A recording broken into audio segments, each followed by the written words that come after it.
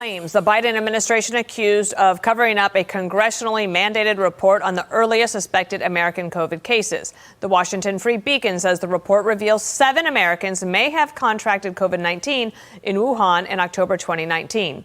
Free Beacon journalist behind the bombshell report is Andrew Kerr, and he is with us now.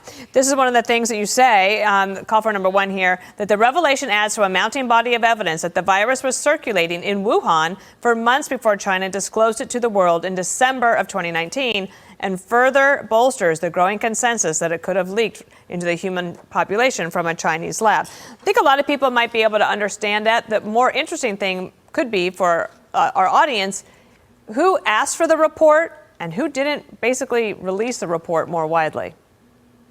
Right. So this report showing that we had a military delegation that competed in the World Military Games in Wuhan in October of 2019, and 7 of those members came down with COVID-19-like symptoms, according to this report. Now, it should have been released to the public way back in 2022. Congress required the Biden administration through the 2022 National Defense Authorization Act to do this report into potential COVID links to these military games in Wuhan in October 2019. And the Biden administration just didn't release it to the public. The Trump administration, sometime in late March, quietly released it. And here we are now. So it's bombshell information. It just adds to a growing list of evidence, reported by the Wall Street Journals and others, that COVID was likely circulating in Wuhan months before the known start of the pandemic in December 2019.